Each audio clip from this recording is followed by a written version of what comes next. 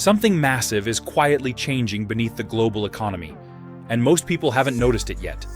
Countries that once depended heavily on the United States are beginning to rethink trade, infrastructure, technology, and long-term economic security.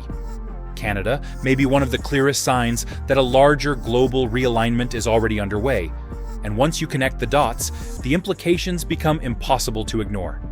Your roadmap to the latest in auto, welcome to Highway Herald. Today, we're uncovering the hidden global shifts quietly reshaping investment, infrastructure, and the automotive industry, and why the next decade could look very different from the world we know today.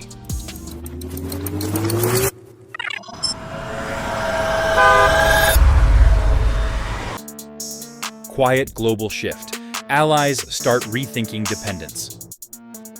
For decades, the United States and its closest allies operated through deep integration. Economies were tightly connected, defense systems aligned, and digital infrastructure quietly linked everything together behind the scenes. But recently, something subtle has started changing. Instead of dramatic political fractures, countries are quietly reducing risk by making sure they are not overly dependent on a single partner. It's less about separation and more about resilience. That shift in thinking is becoming increasingly important for Canada, a nation deeply tied to the United States through trade, technology, infrastructure, and energy systems. Much like automakers diversifying supply chains after recent disruptions, governments are now building safeguards to prepare for a far more uncertain global environment. But once you start examining where those vulnerabilities actually exist, one overlooked system suddenly becomes impossible to ignore: the internet infrastructure powering everyday life. Internet infrastructure, the hidden dependency nobody sees. One of the most overlooked parts of this story is how internet traffic actually moves.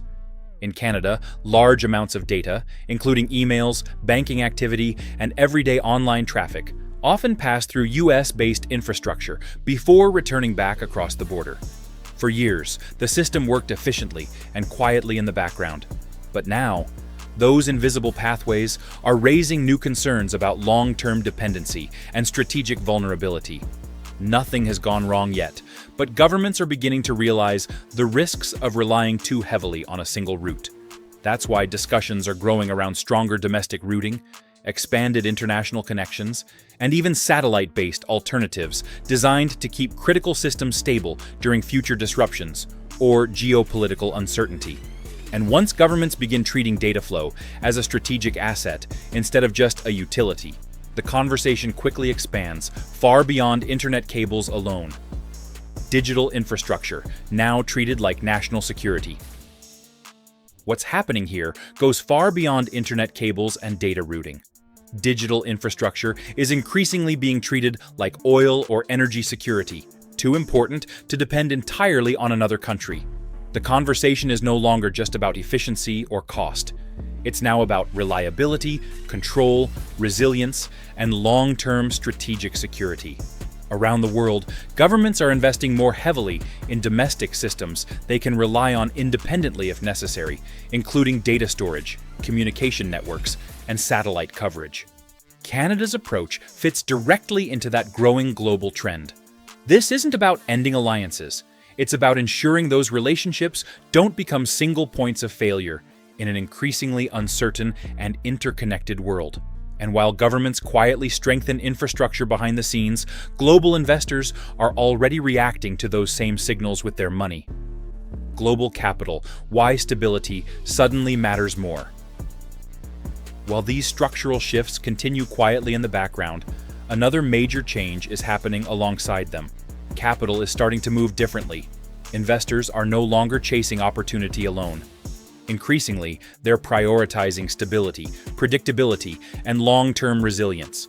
Canada has been positioning itself as a dependable investment destination in an uncertain global environment, and that message is beginning to resonate.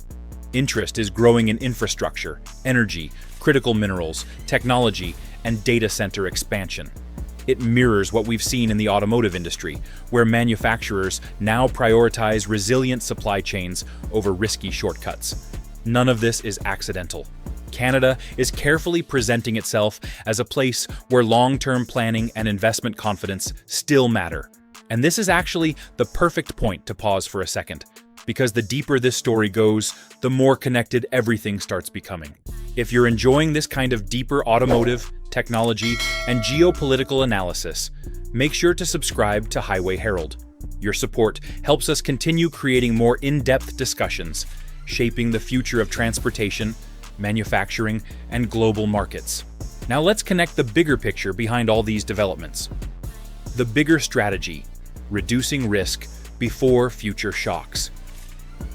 When you connect these developments together, a much larger pattern begins to emerge. The push for stronger digital infrastructure, greater independence in critical systems, and efforts to attract large-scale investment are all tied to the same broader strategy. The goal is reducing vulnerabilities while strengthening internal capability and long-term resilience. It's about making sure growth doesn't come at the cost of stability. Importantly, this does not mean alliances are collapsing. The United States remains a major economic and strategic partner, but the relationship is evolving. Countries are no longer relying entirely on assumptions.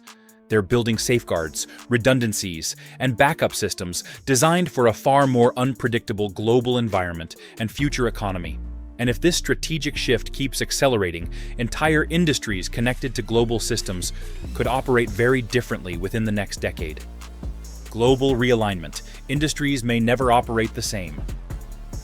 This shift may not dominate headlines today, but it could heavily influence tomorrow's economy. We're entering an era where resilience matters more than convenience, where redundancy is increasingly viewed as strength instead of inefficiency, and where even the closest partnerships are being evaluated more strategically. Industries connected to global systems, including technology, manufacturing, energy, and automotive, could all feel the impact.